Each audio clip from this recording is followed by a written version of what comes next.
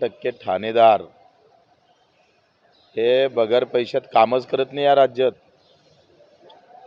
महाराष्ट्र सोडा नागपूरचे जरी आपण पोलीस जर पाहिले तर किती लोकांना त्रास आहे, कशा पद्धतीने त्याच्यावर कारवाई होते याचं तर खरं तर एखाद्यानं PhD करावं।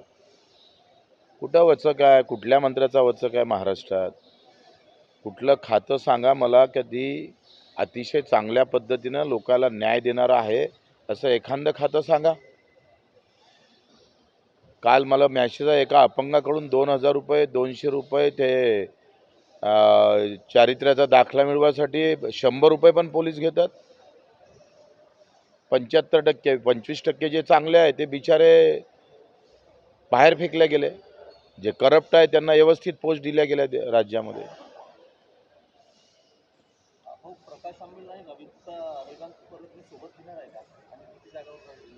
ते आम्ही नाही ठरवणार, ते इतर मोठ्या लोकांसोबत बोलण्याचं काम राजू शेट्टी आणि संभाजीराजे करेल। मी ग्राउंडवरचं काम पाहिल। आज अमित शाह कोल्हापुरात आहे आणि राजू शेट्टी काळे झेंडे दाखवणार असताना पोलिसांनी त्यांना नोटीस दिलेली, आंदोलन करू देणार नाही।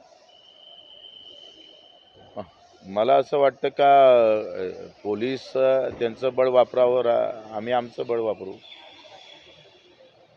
तुम्ही सहमत आहे काळे झेंडे दाखवायलाच पाहिजे। इथं सोयाबीनला भाव नाही, कापसाला भाव नाही, तुमच्या दुधाला भाव नाही।